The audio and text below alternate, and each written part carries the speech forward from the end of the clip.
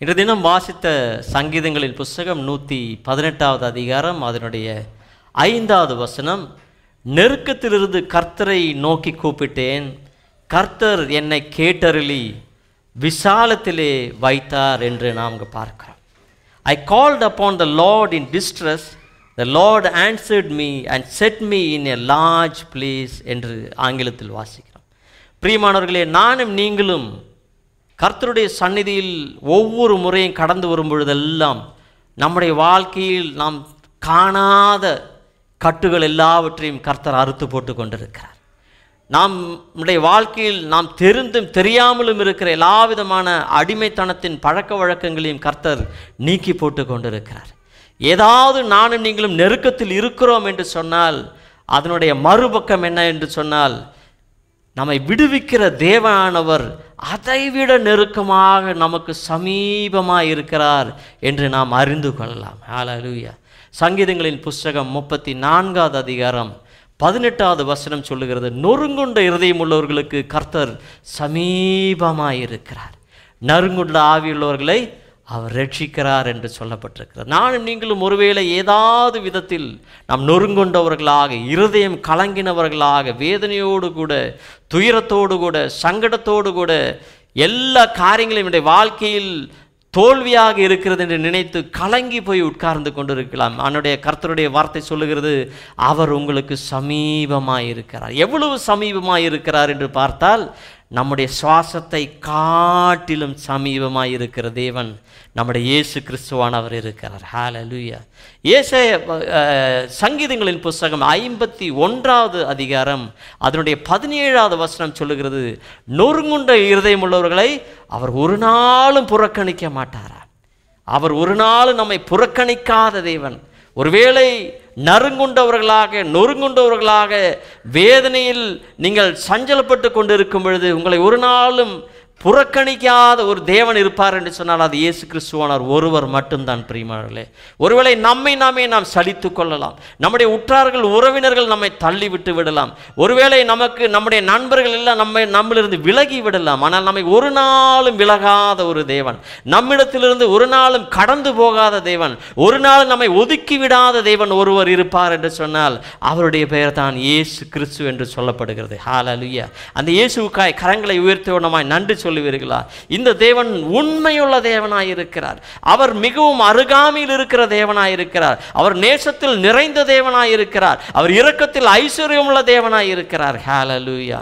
இந்த தேவனானவர் எப்பொழுதும் நம்முடைய வாழ்க்கையில் ஏதாவது குறைகள் இருக்கும் என்று சொன்னால், கரைகள் இருக்கும் என்று சொன்னால் அதை எல்லாவற்றையும் மன்னிக்கும்படியாக அவர் ஆவலுள்ளவராயிருக்கிறார். நாம் எப்பொழுதெல்லாம் நாம் மன்னிப்பு கேட்கிறோமோ, எப்பொழுதெல்லாம் நம்முடைய குற்றங்களையும் பாவங்களையும் அறிக்கை செய்கிறோமோ அதையெல்லாம் மன்னித்து கழுவி சுத்திகரிக்க அவர் வல்லமையுள்ள தேவனாயிருக்கிறார். சங்கீதங்களின் புஸ்தகம் 147வது அதிகாரம் அதனுடைய 3வது வசனம் சொல்லுகிறது, நொறுங்குண்ட இருதயம் உள்ளவர்களுடைய அவருடைய காயங்களை எல்லாவற்றையும் மாற்றுகிற தேவன், நம்மை குணமாக்குகிற தேவன் என்று அங்கு சொல்லப்படுது. அப்படி நம்முடைய தேவன் எப்படிப்பட்ட தேவன்? அவர் சமீபமாக இருக்கிற தேவன், புறக்கணியாத தேவன், நம்மை குணமாக்கி நம்முடைய காயங்களை கட்டுகிற தேவன் என்று கர்த்தருடைய வசனம் சொல்லுகிறது. பிரியமானவர்களே, யோபனுடைய புத்தகத்தில் நானும் நீங்களும் வாசிக்கும் பொழுது யோபனுடைய கதைகள் எல்லோருக்கும் தெரியும். அவருடைய வாழ்க்கையில் மிகுந்த வேதனையான காரியம், ஒரே நாளில் எல்லா பிள்ளைகளையும் இழந்தார்.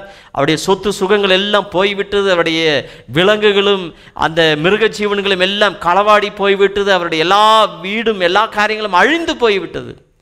கடைசியாக அவருடைய சரீரத்திலும் எல்லா கொப்பளங்கள் கடந்து வந்து அவர் என்ன செய்வதென்று தெரியாமல் வெறும் சாம்பலில் உட்கார்ந்து கொண்டு ஒரு ஓட்டு துண்டை எடுத்து அவருடைய காயங்களை கொப்பளங்களை சுரண்டி கொண்டு உட்கார்ந்து கொண்டிருக்கிறதாய் நாம் பார்க்கிறோம். அவருடைய வாழ்க்கையில் பார்க்கும் பொழுது யோபின் புத்தகம் 10வது அதிகாரம் அதனுடைய 17வது வசனம் சொல்லுகிறது, போராட்டத்தின் மேல் போராட்டம் அவருடைய வாழ்க்கையில் வந்தது என்று காண்கிறோம். 16வது அதிகாரம் 14வது வசனம் சொல்லுகிறது, நொறுக்குதலின் மேல் நொறுக்குதல் என் மேல் வரப்பண்ணீர் என்று சொல்லி அவர் புலம்புவதாய் நாம் காணலாம்.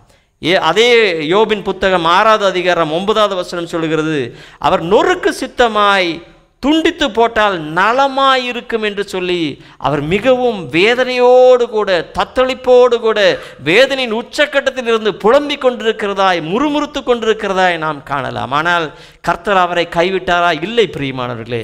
அவரை தாங்கும்படியாக அவரை வழிநடத்தும்படியாக அவரோடு கூட இருந்தார். 1 கொரிந்தியர் 10வது அதிகாரம் அதனுடைய 13வது வசனம் சொல்கிறது, நம்முடைய தேவன் எப்படிப்பட்ட தேவனாம்? அவர் தேவன் உண்மையுள்ள தேவனாய் இருக்கிறார். நம்முடைய திராணிக்கு மேலாக சோதிக்கப்பட அவர் ஒரு நாள் நம்மை விட்டு கொடுக்க மாட்டார். அந்த சோதனையோடு கூட தப்பி செல்ல ஒரு போக்கையும் அவர் உண்டாக்குவார் என்று அந்த வசனம் சொல்லுகிறது. He will not test beyond our capacity or limit. At the same time he will make a way for us to escape from every temptation என்று அந்த வசனம் சொல்லுகிறது. பிரியமானவர்களே, நானும் நீங்களும் வேதனையில் கடந்து போகும் பொழுது, நம்முடைய சோதனையில் கடந்து போகும் பொழுது நாம் ஒன்றை அறிந்து கொள்ள வேண்டும். கர்த்தருடைய வசனம் மிகவும் தெளிவாக சொல்லுகிறது. யாக்கோபின் நிருபம் அதனுடைய 1வது அதிகாரம் 12வது வசனம் சொல்லுகிறது, சோதனைகளை சகிக்கிற மனுஷன் பாக்கியவான் என்று சொல்லுகிறது. என்ன பாக்கியம் பிரியமானவர்களே?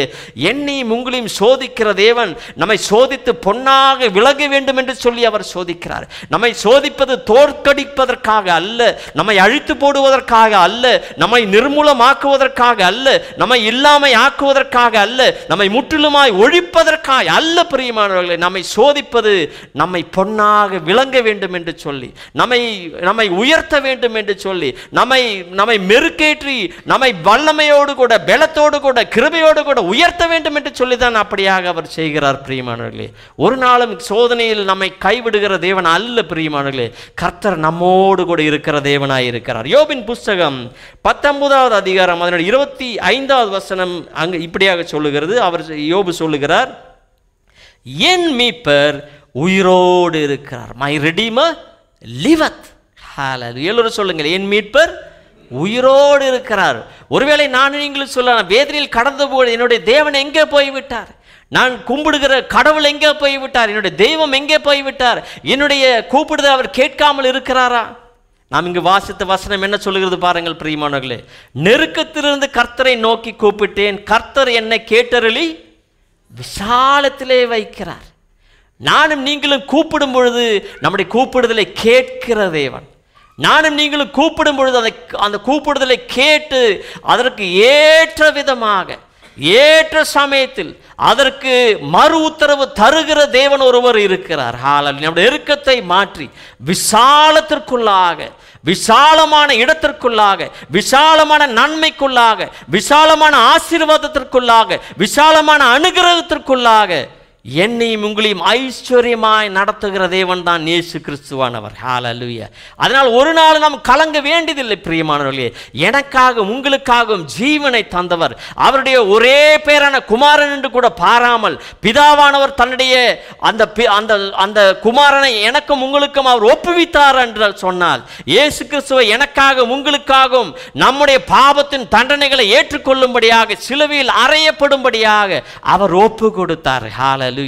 ஏசாயாவின் புத்தகம் 53வது அதிகாரம் 10வது வசனம் சொல்லுகிறது, அவரை நொறுக்க அவர் சித்தமானார் என்று சொல்லப்பட்டிருக்கிறது. பிரியமானவர்களே, எதற்காக?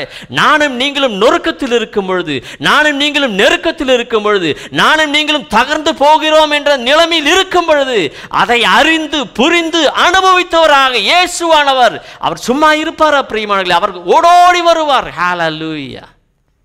91வது சங்கீதம் அதனுடைய 11வது வசனம் சொல்லுகிறது, நம்முடைய வழிகளில் எல்லாம் நம்மை காத்து கொள்ளும்படியாக அவர் தூதர்களுக்கு கட்டளையிடுவார் என்று சொல்லப்பட்டிருக்கிறது.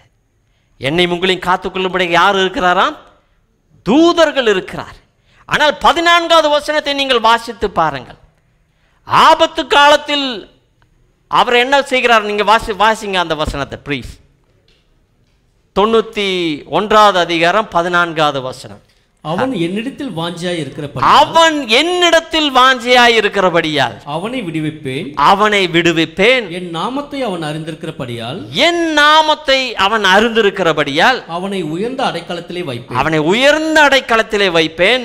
அவன் என்னை நோக்கி கூப்பிடுவான், அவன் என்னை நோக்கி கூப்பிடுவான், நான் அவனுக்கு மறு உத்தரவு அருளி நான் அவனுக்கு மறு உத்தரவு அருளி செய்வேன். ஆபத்தில் நானே அவனோடு இருந்து, ஆபத்தில் நானே அவனோடு இருந்து அவனை தப்புவித்து அவனை கனப்படுத்துவேன், அவனை கனப்படுத்துவேன். இங்கு கவனிங்கள் பிரியமானவர்களே, 11வது வசனம் வாசித்தோம். நம்முடைய வழிகளில் நம்மை பாதுகாத்து கொள்ளும்படியாக யாருக்கு கட்டளையிடுவாராம்? தூதர்களுக்கு. ஆனால் ஆபத்து என்று வரும் பொழுது அவர் என்ன செய்கிறார் பாருங்கள். தூதர்களை அனுப்புகிறாரா? திறமைசாலிகளை நான் அனுப்புவேன் என்று சொல்லியிருக்கிறாரா? சாமர்த்தியசாலிகளை அனுப்புவேன் என்று சொல்லியிருக்கிறாரா? புத்திசாலியை அனுப்புவேன் என்று சொல்லியிருக்கிறாரா?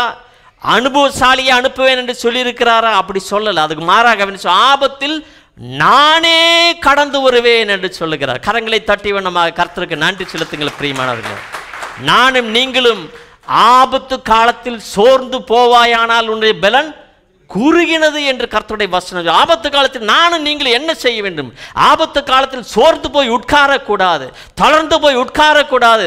ஐயோ என்னை அவர் கைவிட்டு விட்டாரே, எனக்கு யாரும் இல்லை என்று முறுமுறுத்து நாம் எல்லாம் புலம்பிக் கொண்டு இருப்பவர்களாக இருக்கக்கூடாது. மாறாக அவரை நோக்கி நாம் கூப்பிட வேண்டும். என்னை ரட்சிக்கிற தேவன் ஒருவர் இருக்கிறார், என்னை கைவிடாத ஒரு தேவன் இருக்கிறார். என்னுடைய தாயின் தகப்பனும் என்னை மறந்தாலும், என்னுடைய தாயின் தகப்பனும் என்னை கைவிட்டாலும், என்னுடைய உற்றார்கள் உறவினர்கள் எல்லோரும் என்னை வெறுத்தாலும், ஒதுக்கினாலும், தள்ளினாலும், அவர் எங்களை விட்டு அவர் விலகி போனாலும் ஒரு நாளும் விலகி போகாத ஒரு தேவன் எனக்கு இருக்கிறார்.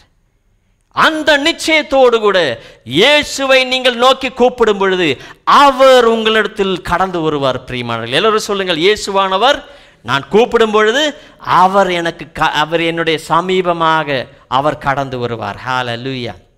23வது அதிகாரம் 10வது வசனம் யோபு சொல்லுகிறது, அவர் என்னை சோதித்த பின் நான் பொன்னாக விளங்குவேன். when he hath tried me I shall come forth as gold என்று சொல்லப்பட்டிருக்கிறது. நானும் நீங்களும் சோதனையில் எல்லாம் கடந்து போகும் பொழுது ஒரு நாள் நாம் தளர்ந்து போய், வெறுத்து போய், மிகவும் சோர்ந்து போய், நாம் தளர்ந்து போய் இருக்கக்கூடாது பிரியமானவர்களே. ஹல்லேலூயா. அதுதான் சத்துருவுடைய தந்திரம். யோவான் 10:10 சொல்லுகிறது, திருடன் திருடவும் கொல்லவும் அழிக்குமே வருகிறானே என்று வேறு ஒன்றுக்கும் அவன் வரான். ஆனால் நானோ வந்தது உங்களுக்கு ஜீவனை பரிபூர்ணமாய் தரும்படியாக கடந்து வந்திருக்கிறேன் என்று சொல்லுகிறார். Jesus has told very clearly in John 10:10, the thief cometh to steal, kill and destroy, but I have come to give you life and life in abundance. Hallelujah. வெறும் ஜீவனை அல்ல, நிறைவான ஜீவனை, பரிபூர்ண ஜீவனை. பக்கத்தில் இருக்கிற பார்த்து சொல்லுங்க, நிறைவான ஜீவன், பரிபூர்ண ஜீவன், life in abundance. Hallelujah. abundance என்று சொன்னால் உங்களுக்கு தேவையானது மட்டும் நீங்கள் பெற்றுக்கொள்வது அல்ல, மற்றவர்களுக்கும் பகிர்ந்து கொடுக்கக்கூடிய அந்த சமாதானத்தை, அந்த சந்தோஷத்தை, அந்த கிருபையை, அந்த வல்லமையை, அந்த நேசத்தை கர்த்தர் உங்களுக்கு பகிர்ந்து தருவார். பிரியமானவர்களே, ஹல்லேலூயா. நீங்கள் எப்பொழுதெல்லாம் கர்த்தரையே நோக்கி பார்த்து கொண்டிருக்கிறீர்களோ உங்களுடைய முகம் பிரகாசம் அடையும். ஹல்லேலூயா. நீங்கள் ஒரு நாளும் வெட்கம் அடைந்து போவது இல்லை பிரியமானவர்களே. ஒருவேளை நீங்கள் இங்கு உட்கார்ந்து கொண்டிருப்பது நாளை என்ன நடக்குமோ, நாளை தினம் என்ன மாறுமோ என்று நீங்கள் கலங்கி கொண்டிருக்கலாம். ஒருவேளை வேலைக்காக நீங்கள் தேடிக்கொண்டிருக்கலாம், உங்களுடைய சமாதானத்துக்காக நீங்கள் தேடிக்கொண்டிருக்கலாம், குடும்பத்தில் இருக்கிற தேவைகளுக்காக நீங்கள் கர்த்தரை நோக்கி கொண்டிருக்கலாம். அவரை நோக்கி பார்த்த முகங்கள் ஒரு நாளும் வெட்கம் அடைந்ததில்லை. ஹல்லேலூயா. இன்றைய தினம் நான் வாசித்த அந்த சங்கீதங்களின் புஸ்தகம் 8-9 வசனம் சொல்கிறது பாருங்கள், மனுஷனை நம்புவதை பார்க்கிலும் கர்த்தர் பேரில் பற்றுதலாயிருப்பதே நலம், பிரபுக்களை நம்புவதை பார்க்கிலும் கர்த்தர் பேரில் பற்றுதலாயிருப்பதே நலம் என்று சொல்லப்பட்டிருக்கிறது. ஹல்லேலூயா. நானும் நீங்களும் ஒவ்வொரு முறையும் கர்த்தருடைய சந்நிதியில் வரும்பொழுதெல்லாம் நாம் ஒன்றை அறிந்து கொள்ள வேண்டும், நான் யாரை நம்புகிறோம் என்று அறிந்திருக்க வேண்டும். எல்லாரும் பக்கத்தில் பார்த்து சொல்லுங்கள், நான் யாரை நம்புகிறேன் என்று அறிந்திருக்க வேண்டும். நாம் யாரை நம்புகிறோம்? எனக்காகவும் உங்களுக்காகவும் ஜீவனை தந்தவரை நம்புகிறோம். எனக்காகவும் உங்களுக்காகவும் கடைசி துளி ரத்தம் கூட சிந்தினாரே அந்த இயேசு கிறிஸ்துவை நான் நம்புகிறோம். எனக்காகவும் உங்களுக்காகவும் வாக்குத்தத்தம் பண்ணியிருக்கிறாரே அவரை நம்ம என்ன வாக்குத்தத்தம் பண்ணியிருக்கிறார்? நான் பிதாவண்டை நான் போகிறேன், அந்த இடத்தை எல்லாம் ஆயத்தம் பண்ணிவிட்டு அங்கே அந்த இடத்திற்காய் உங்களை கூட்டி சேர்க்கும்படியாக நான் மீண்டுமாய் திரும்பி வரப்போகிறேன் என்று சொல்லுகிறார். உண்மைதானே? யோவானின் புஸ்தகம் சுவிசேஷம் அதனுடைய 14வது அதிகாரம் 1, 2, 3 வசனங்களை நீங்கள் வாசிக்கும்போது அங்கே காணலாம். என்னையும் உங்களையும் அழைத்து செல்லும்படியாக அவர் மீண்டுமாய் வரப்போகிறார். அதே அதிகாரத்தில் நீங்கள் பார்க்கும் பொழுது, நான் உங்களை அனாதையாய் விட நான் உங்களிடத்தில் வருவேன் என்று சொல்லியிருக்கிறார். அநேக இடங்களில் அவர் சொல்லியிருக்கிறார், நீங்கள் ஒரு நாளும் பயப்படாதேங்கள், நான் உங்களை என்னுடைய வலதுகரத்தில் தாங்குவேன், ஏந்துவேன், சுமப்பேன், தப்புவிப்பேன் என்று சொல்லியிருக்கிறார். நீங்கள் தண்ணீரில் கூட போய்கொண்டிருக்கிறீர்களா?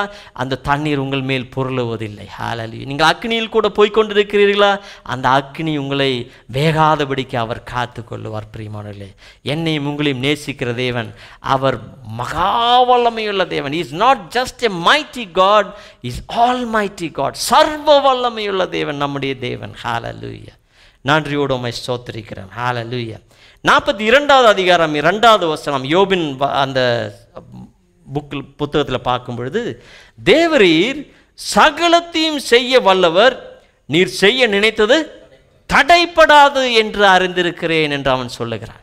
இங்கே பாருங்கள் பிரியமானவர்களே, எரேமியா 29:11 சொல்லுகிறது, அவருடைய எண்ணமெல்லாம் நன்மைக்கான நினைவுகள், அது சமாதானத்துக்கான நினைவுகள், தீமைக்கான நினைவுகள் அல்ல என்று அங்கே மிகவும் தெள்ள தெளிவாக சொல்லப்பட்டிருக்கிறது. அந்த நினைவுகள் எல்லாம் நம்முடைய வாழ்க்கையில் ஒரு நாளும் தடைபடாதபடிக்கு நிறைவேற்ற வல்லவர் இயேசுவானவர். எல்லாரும் சொல்லுங்க, நிறைவேற்ற வல்லவர் இயேசுவானவர். எனக்காக யாவையும் செய்து முடிப்பார் என்று சொன்ன அந்த வார்த்தை யாருடையது? நம்முடைய தேவனுடையது. ஹல்லேலூயா. அவர் சொன்னால் சொன்னது போலவே செய்வார். பிரியமானவர்களே, அவர் வாக்கு தத்தம் பண்ணினவர் உண்மையுள்ளவராயிருக்கிறார். அழைத்தவர் அவர் உண்மையுள்ளவராயிருக்கிறார். நம்மை சோதிக்கிற தேவன் அவர் உண்மையுள்ளவராயிருக்கிறார். அவர் ஒரு நாள் நம் தாங்குவதற்கு மேலாக அவர் சோதிக்க மாட்டார். ஹல்லேலூயா. அந்த தேவனை தான் நாம் ஆராதித்து கொண்டிருக்கிறோம், மகிமைப்படுத்தி கொண்டிருக்கிறோம். அதே யோபின் புத்தகம் அதனுடைய 10வது வசனம், அவருடைய நண்பர்களுக்காக அவர் ஜெபிக்கிறார். யோபின் நண்பர்களுக்காக ஜெபிக்கிறார். சிறையிருப்பை கர்த்தர் மாற்றி போடுகிறார். முன் இருந்தவை எல்லாவற்றை பார்க்கிலும் 2 தனையாய் கர்த்தர் அவருக்கு தந்தருளினார் என்று நாம் அங்கு பார்க்கிறோம். 42:12வது வசனம், முன்னிலைமையை பார்க்கிலும் பின்னிலைமை அவர் ஆசீர்வதித்தார் என்று நாம் பார்க்கிறோம். பிரியமானவர்களே, நானும் நீங்களும் தேவனுடைய சந்நிதியில் இருக்கும் பொழுதெல்லாம் நாம் ஒரு காரியத்தை நாம் அறிந்து கொள்ள வேண்டும். நாம் நம்புவது மனிதர்களை அல்ல.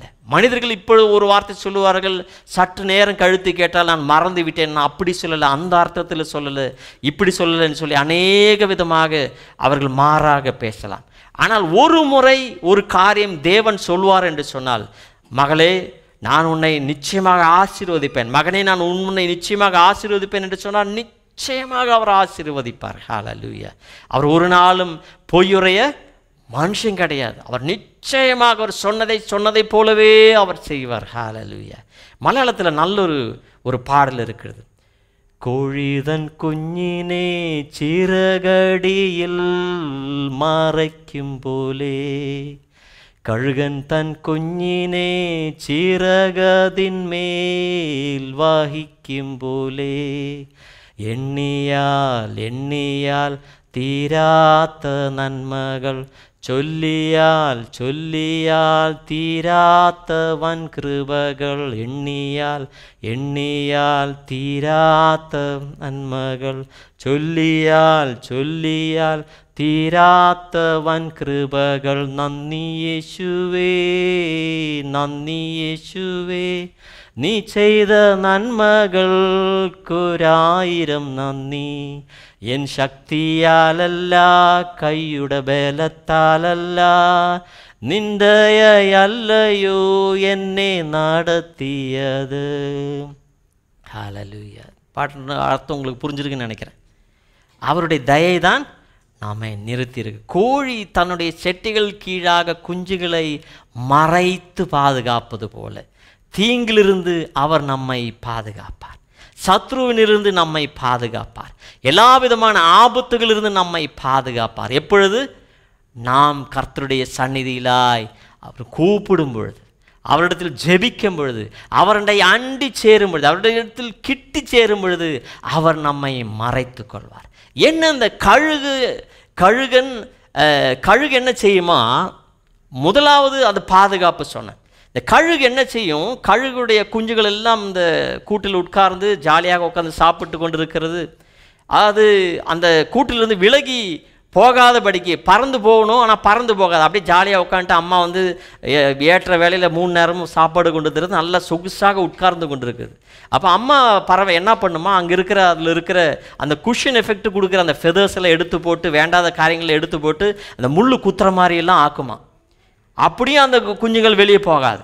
அப்போ என்ன பண்ணுமா, அது கூட்டை முழுசாக களைச்ச உடனே இது பறக்க முடியாமல் ரொம்ப கஷ்டப்பட்டு பறந்து கீழே விழுந்து விடும் என்று நினைக்கும் பொழுது இந்த அந்த கழுகானது பறந்து சென்று தன்னுடைய சிறகின் மேல் அதை தாங்கி கொண்டு ஒரு மேலான இடத்தில் மீண்டுமாய் கொண்டு போய் உட்கார வைக்குமா. பிரியமானவர்களே, நானும் நீங்களும் சொகுசான இடத்தில் உட்காருவோம் என்று சொன்னால் சுதந்திரமாக பறந்து உயர கூடாததான ஒரு காரியமாக இருக்குது. நான் சொல்கிறது புரியுதா உங்களுக்கு? நானும் நீங்களும் we should not be just in comfort zone. We should come out of the comfort zone to fly high as God has planned for our lives. கர்த்தர் எனக்காகவும் உங்களுக்காகவும் சித்தம் கொண்டிருக்கிற அந்த உயர்ந்த இடங்களிலேக்கு நாம் பறந்து உயர வேண்டும் என்று சொன்னால் அந்த சொகுசை எல்லாவற்றையும் மாற்றி நம்மை கர்த்தர் வெளியில் பிரித்தெடுப்பார். அதற்காக தான் நமக்கு சோதனை வருகிறது, அதற்காகத்தான் நமக்கு டெஸ்ட் வருது. யாராவது இங்கே இருக்கிறவங்க டெஸ்ட் எழுதாமல் அடுத்த கிளாஸுக்கு போயிருக்கிறீங்களா? யாராவது கை தூக்கி காமிங்களேன்.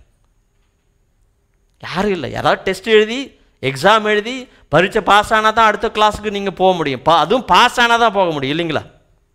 என்று சொல்வது போல நம்முடைய ஒவ்வொரு நாளிலும் உள்ள வாழ்க்கையில் சோதனைகள் கடந்து வரும் பொழுது அது ஒரு தேர்வை போல நாம் பார்க்க வேண்டும். அந்த தேர்வில் நாம் பாஸ் ஆனால் தான் அடுத்த படிக்கு முன்பதாக கர்த்தர் நம்மை உயர்த்தி நம்மை வழி நடத்துவார். அப்போ நானும் நீங்கள் என்ன செய்யணும்? இந்த தேர்வு எழுதும் பொழுது, இந்த சோதனைக்குள்ளாக கடந்து போகும்பொழுது நம்முடைய சொந்த பலத்தில் செய்ய முடியாத உண்மைதான். நம் ஞானத்தில் குறைவுள்ளவர்கள், பலத்தில் குறைவுள்ளவர்கள், அனுபவத்தில் குறைவுள்ளவர்கள், திறமையில் குறைவுள்ளவர்கள் தான் ஒத்துக்கொள்ளுகிறோம். நாம் என்ன செய்யணும்? தேவனை நாம் அண்டிக்கொள்ள. ஞானத்தில் குறைவுள்ளவர்கள் யாராவது இருப்பார்கள், என்னிடத்தில் கேளுங்கள், நான் தாராளமாய் ஏராளமாய் அவங்களுக்கு சம்பூர்ணமாக ஞானத்தை கொடுப்பேன் என்று யாக்கோபின் அந்த 1வது நிருபத்தில் அந்த வசனம் சொல்லுகிறது. பிரியமான, அப்போ அதனால நம்ம என்ன செய்யணும்? தேவனண்டை கிட்டி சேர்ந்து கொள்ள வேண்டும். we have to get near to God, closer to God, asking for his help, asking for his wisdom. Hallelujah. நீதிமொழிகளின் புஸ்தகம் 16வது அதிகாரம் அதனுடைய 20வது வசனம் சொல்லுகிறது, those who trust in the Lord they are blessed. கர்த்தரை நம்புகிற மனுஷன் பாக்கியவான் என்று சொல்லப்பட்டிருக்கிறது. ஹalleluya. நானும் நீங்களும் பார்க்கும் பொழுது சங்கீதம் 40வது அதிகாரம் அதனுடைய 4வது வசனம், கர்த்தரையே தன் நம்பிக்கையாக வைத்திருக்கிற மனுஷன் பாக்கியவான் என்று சொல்லப்பட்டிருக்கிறது. அப்ப கர்த்தரை நம்புறதும் கர்த்தரையே தன் நம்பிக்கையாக கொண்டிருப்பது 2 விதமான காரியம். உங்களுக்கு புரியுதா நான் சொல்றது? கர்த்தர் மேல் நம்பிக்கை வைக்கிறதா வேற ஏதோ மேலேயும் நம்பிக்கை வைத்திருக்கிறோம் என்ற அர்த்தம். எரேமியா 17வது அதிகாரம் அதனுடைய 7வது வசனம் சொல்லுகிறது, கர்த்தர் மேல் நம்பிக்கை வைத்து கர்த்தரை தன் நம்பிக்கையாக கொண்டிருக்கிற மனுஷன் பாக்கியவான். ஹalleluya. என்னுடைய நம்பிக்கை எல்லாம் தேவன் மேல் தான் வைத்திருக்கிறேன் என்று சொல்லுகிறவர்கள் பாக்கியவான்கள். ஹalleluya. சொல்லுங்க, கர்த்தரை தான் நான் நம்பி இருக்கிறேன், கர்த்தரையே தான் நான் நம்புவேன் என்று சொல்லுகிறவர்கள் கரங்களை உயர்த்த வண்ணமாய் ஒன்று காண்பீங்களா? ஹalleluya. நீங்கள் பாக்கியவான்கள், பாக்கியவதிகள். பிரியமானவர்களே, நான் என்னுடைய வேலையிலும் நான் நம்பணும், என்னை பணத்தை தான் நம்புகிறேன், என்னுடைய திறமையை தான் நம்புவேன் என்று சொன்னால் ஒருவேளை நாம் தோற்று போய் விடுவோம். ஹalleluya. ஏன்னா நாமளும் மனிதர்கள் தான், இல்லைங்களா? இப்போ மனுஷர்களை நம்புறதை காட்டிலும் தேவன் மேல் பற்றுதலாக இருப்பது நலம் என்று நாம் வாசித்தோம். அதனால் நானும் நீங்களும் ஒவ்வொரு முறையும் கர்த்தரை தான் நம்ப வேண்டும். கர்த்தரை நம்புகிறவர்கள் பாக்கியவான் என்று சொன்னோம். அதுபோல நீதிமொழிகள் 28வது அதிகாரம் 25வது வசனம் அதன் கடைசி பாகம் பார்க்கும் பொழுது, கர்த்தரை நம்புகிறவன் செழிப்பான் என்று அங்கே சொல்ல நம்முடைய சுரேஷ் பிரதர் ஆராதனை நிமித்தத்தில் அதை சொன்னார்கள். 29, 25 நீதிமொழிகள் உயர்ந்த அடைக்கலத்திலே வைப்பாராம். யாரு? கர்த்தரை நம்புகிறவர்களே அவர் எங்க வைப்பாராம்? உயர்ந்த அடைக்கலத்தில். ஏன் உயர்ந்த அடைக்கலம்? சத்ருவானவன் எட்டி பிடிக்காதபடிக்கு நம்மை உயரத்தில் அவர் வைப்பார். அவன் கீழே நின்று கொண்டு நம்மை பிடிக்க வேண்டும் என்று பார்ப்பான், ஆனால் பிடிக்க முடியும். என்னென்று சொன்னால் நம்மை கர்த்தர் உயரத்தில் பத்திரமாய் பாதுகாப்பாக அவர் வைத்திருக்கிறார். ஹல்லேலூயா.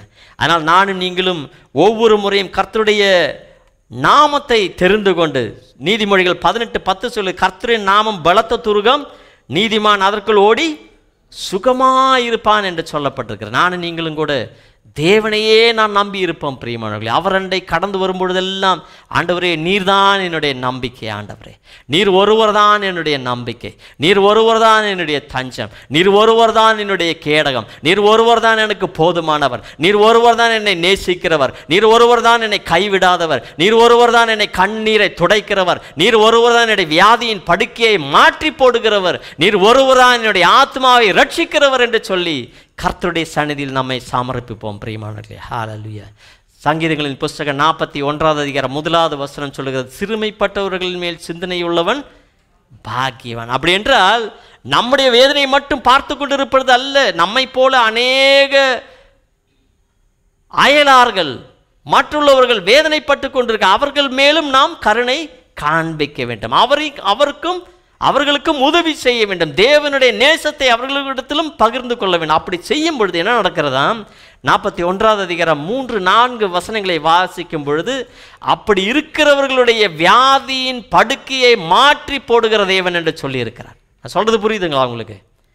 நான் மற்றவர்களை விசாரிக்கிறவர்களாக இருக்கும் பொழுது, மற்றவர்களுக்கு தேவனுடைய அன்பை பகிர்ந்து கொள்ளுவர்களாக இருக்கும்படிக்கு, மற்றவர்களுக்காக அவர்களை ஆறுதல் படுத்துவர்களாக, தேற்றுகிறவர்களாக, ஆதரிக்கிறவர்களாக, அவர்களை அரவணைக்கிறவர்களாக நாம் நீங்களும் இருக்கும் பொழுது, நம்முடைய சரீரத்தில் இருக்கிற வேதனைகளை, வியாதிகளை மாற்ற அவர் போதுமானவராயிருக்கிறார். நான் கர்த்தாவே உமக்கு எதிராக நான் பாவம் செய்திருக்கிறேன் என்று நாம் ஒப்பு கொடுத்து நாம் மன்னிப்பு கேட்கும் பொழுது நம்முடைய ஆத்மாவை அவர் ரட்சிப்பார் என்று 4வது வசனம் சொல்லுகிறது பிரியமானவர்களே. அதனால் நானும் நீங்களும் ஒவ்வொரு முறையும் தேவனண்டை கடந்து வரும் பொழுதெல்லாம், தேவனே என்னை நீர் சித்தங்கொள்ளுகிற விதமாக பிரியமான விதத்தில் வாழ, பரிசுத்தமாய் வாழ, கிருபை நிறைந்தவர்களாக வாழ எங்களுக்கு உதவி செய்யும் என்று சொல்லும் பொழுது கர்த்தர் நிச்சயமாய் நம்மை ஆசீர்வதிப்பார். இன்றைய தினம் இந்த பிள்ளைகள் பாடின அந்த பாட்டை போல 24வது வசனம் 118வது சங்கீதம், இது கர்த்தர் உண்டு பண்ணின நாள். எல்லாரும் சொல்லுங்க, இது கர்த்தர் உண்டு பண்ணின நாள். ஏதாவது துக்கம் இருக்குமா? கர்த்தர் உண்டு பண்ணின நாள் ஏதாவது சிரமம் இருக்குமா? கர்த்தர் உண்டு பண்ணினால ஏதாவது கசப்பு இருக்குமா? கர்த்தர் உண்டு பண்ணினால ஏதாவது துன்பங்கள் இருக்குமா? அப்படியே இருந்தாலும் அதன் மத்தியில் நம்மை கைப்பிடித்து நடத்தும்படியாக அவர் நம்மோடு கூட இருப்பார். நான் சொல்றது புரியுதுங்களா உங்களுக்கு? இந்த உலகத்தில் உங்களுக்கு உபத்திரவம் உண்டு, திடன் கொள்ளுங்கள், நான் உலகத்தை ஜெயித்திருக்கிறேன் என்று கர்த்தர் சொல்லியிருக்கிறார். அந்த தேவன் நம்மோடு கூட இருக்கிறார் பிரியமானவர்களே. அதை தொடர்ந்து வாசிக்கிறோம், இதிலே களி கூர்ந்து மகிழ். ஐயோ இன்னி ஒரு நாள் வந்துச்சு, இன்னைக்கு என்ன பொழப்பு, அப்படி நம்ம நெகட்டிவாக பேசக்கூடாது. மாறாக இந்த நாளை தேவன் எனக்கு ஈவாக தந்திருக்கிறார். சந்தோஷத்தோடு கூட, குதூகலத்தோடு கூட, ஆனந்தத்தோடு கூட நாம் என்ன செய்ய வேண்டும்? கர்த்தரை துதிக்க வேண்டும், கர்த்தரை ஆராதிக்க வேண்டும், கர்த்தருக்கு நன்றி செலுத்த வேண்டும், கர்த்தரிடத்தில் நம்முடைய இருதயத்தை ஊற்றி நாம் ஜெபம் செய்ய வேண்டும். சங்கீதம் 62:8 அப்படியாக சொல்லுகிறார், நம்முடைய ஜனங்களே உங்களுடைய இருதயத்தை தேவனுடைய சந்நிதியில் ஊற்றி விடுங்கள், அவர் நமக்கு உயர்ந்த அடைக்கலமாக இருக்கிறார் என்று சொல்லப்பட்டிருக்கிறார். தேவனுடைய அன்பு நம்முடைய வாழ்க்கையில் எப்பொழுதும் நிறைந்திருக்கும் பிரியமானவர்களே. அவர் ஒரு நாள் நம்மை வெறுக்கிற தேவன் அல்ல. அப்போ இன்றைய தினம் நாம் கற்றுக்கொண்டது என்னவென்று சொன்னால், நாம் கர்த்தரை தான் நம்ப வேண்டும், கர்த்தரையே நம்முடைய நம்பிக்கையாக கொண்டிருக்க வேண்டும். எந்த விதமான நெருக்கமாக இருந்தாலும் சரி, எந்த விதமான ஆபத்து நேரமாக இருந்தாலும் சரி, நானும் நீங்களும் கூப்பிடக்கூடிய ஒரே ஒரு நாமம் இயேசுவின் நாமம். ஹல்லேலூயா. இந்த இயேசுவின் நாமத்திற்கு மேலான ஒரு நாமம் இல்லை பிரியமானவர்களே. ஹல்லேலூயா. கடைசியாக உங்களிடத்தில் ஒரு காரியத்தை சொல்லி நாம் ஜெபிக்க போகிறோம். ஜெபிக்க ஆவலுள்ளவர்கள் தயவாக முன்பதாக வாருங்கள். 5 நிமிடத்தில் நாம் ஜெபித்து முடித்து விடுவோம். இந்த புதிய ஏற்பாட்டில் பார்க்கும் பொழுது கிரேக்க பதத்தில் ஒரு வார்த்தை இருக்கிறது, சோ என்று சொல்லுவார்கள். SOZO, so. அப்படின்னா அதனுடைய அர்த்தம் ரட்சிப்பு, சௌக்கியம், விடுதலை. இந்த மூன்றும் கொடுக்கிற ஒரு காரியம்தான் சோசோ என்று சொல்லுவார்கள். சால்வேஷன், ஹீலிங் அண்ட் டெலிவரன்ஸ் எல்லாம் சேர்ந்து ரெஸ்டோர் பண்ணுகிற விதமாக, மறுசீரமைப்பு தருகிற விதமாக பிதாவாகிய தேவனும் இயேசுவும் பரிசுத்த ஆவியானவரும் கிரியை செய்கிறதான அந்த காரியத்தை தான் ஒரே ஒரு வார்த்தையில் கிரேக்க பதத்தில் சோசோ என்று சொல்லப்பட்டிருக்கிறது. இந்த புதிய ஏற்பாட்டில் 100 முறை அந்த வார்த்தை உபயோகிக்கப்பட்டிருக்கிறது என்று நான் வாசித்தேன். பிரியமானவர்களே, இயேசுவானவர் நேற்றும் இன்றும் என்றும் மாறாதவராயிருக்கிறார். 2000 வருடங்களுக்கு முன்பதாக செய்த அதே அற்புதத்தை அவர் இன்றும் செய்ய வல்லவராயிருக்க. விசுவாசிக்கிற கரங்களை உயர்த்தி காண்பீங்கள். பிதாவாகிய தேவன் எப்படியாக அன்று அந்த பிள்ளைகளை நேசித்தாரோ அதே போல என்னையும் அவர் நேசிக்கிறார். ஹல்லேலூயா. ரோமருக்கு எழுதின நிருபம் 10வது அதிகாரம் 9வது வசனம், பிதாவாகிய தேவன் இயேசு கிறிஸ்துவை அந்த மரணத்திலிருந்து உயிர்த்தெழுத்தார் என்று சொல்லி நாம் விசுவாசிக்க வேண்டும். இரண்டாவது, அந்த இயேசுவானவர் எனக்காக மரித்தார் என்று அந்த இயேசுவை நாம் அறிக்கை செய்யும் பொழுது நானும் நீங்களும் we are saved, we are saved என்று சொல்வது, நாம் ரட்சிக்கப்பட்டிருக்கிறோம் என்று அந்த வார்த்தை தான் சோசோ என்று சொல்லப்பட்டிருக்கிறது. It is a package. அது வெறும் ஒரு ஆத்ம ரட்சிப்பு மட்டுமல்ல, சரீர பிரகாரமான சுகமும் சௌக்கியமும் கிடைக்கும். பொருளாதார விதமான எல்லா காரியமும் நன்மையான காரியங்களும் கிடைக்கும். யாருக்கெல்லாம் ஜெபம் வேண்டுமோ தயவு செய்து முன்பதாக கடந்து வாருங்கள். நான் யாரையும் நீங்கள் ஒன்றும் சொல்ல வேண்டாம். we are just going to hand over everything to our loving God. He is going to take care of your lives. Hallelujah. உங்களுடைய சிந்தனைகளை, உங்களுடைய சூழ்நிலைகளை, உங்களுடைய நிலைமைகளை நன்காய் அறிந்திருக்கிற தேவன் உங்களை ஒவ்வொருவரையும் தனித்தனியாக சந்தித்து அற்புதங்களை செய்ய அவர் வல்லவராயிருக்க. என்னிடத்தில் ஒன்றும் இல்லை பிரியமானவர்களே, எனக்கு சிறிதான காரியங்கள் மட்டும்தான் தெரியும்.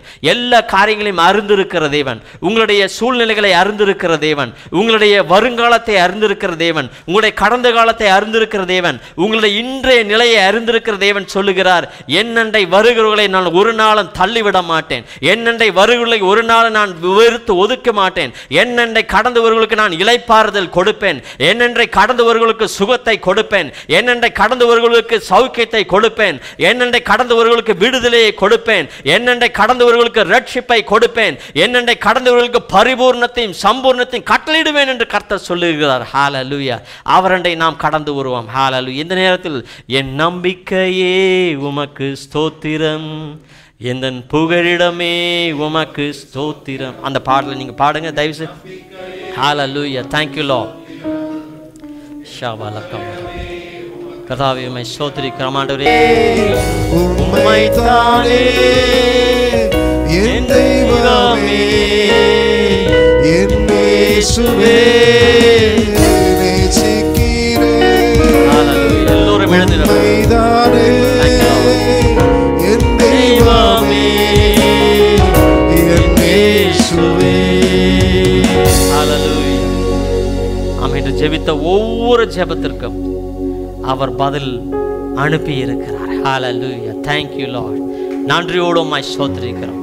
நீங்கள் அதை பெற்றுக்கொள்ளும் பொழுது தேவனுடைய நாமத்தின் மகிமைக்காக இந்த இடத்தில் கடந்து வந்து என்னுடைய தேவனானவர் என்னுடைய வாழ்க்கையில் பெரிதான காரியங்களை செய்தார் என்று சொல்லி அவருடைய நாமத்தை உயர்த்துங்கள், மகிமைப்படுத்துங்கள். ஹல்லேலூயா. எங்களுடைய பேர் ஒன்றும் சொல்ல வேண்டாம்.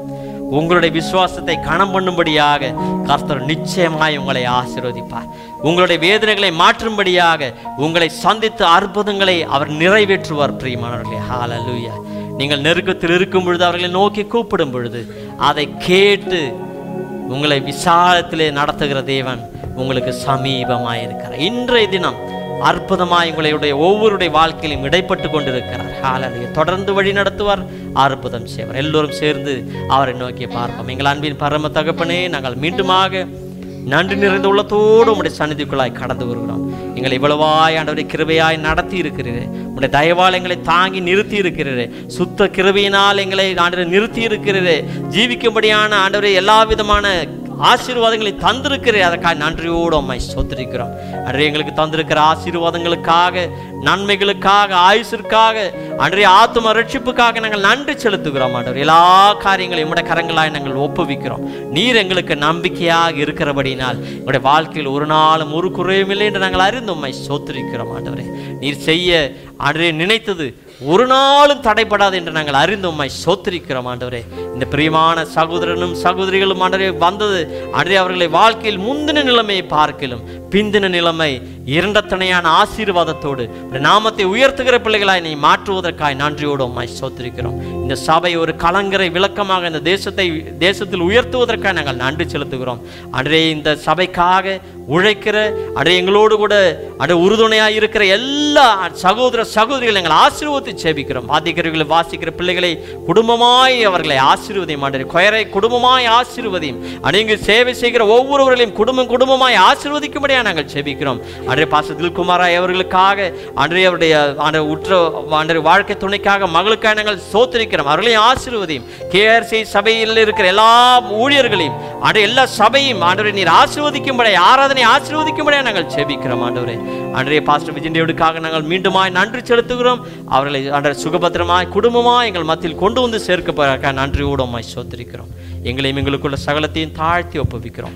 மீண்டும் நாங்கள் நம்முடைய பிரச்சனத்திற்குள்ளாய் கடந்து வருகிற வரை மாறாத பிரச்சனத்திற்குள்ளாய் எங்களை மூடி மறைத்துக் கொள்ள மாட்டார். நம்முடைய பரிசுத்த நாம மகிமை எடுத்துக்கொள்ளட்டும். இயேசுவின் நாமத்தினால் செபிக்கிறோம் எங்கள் நல்ல பிதாவே. ஆமென்.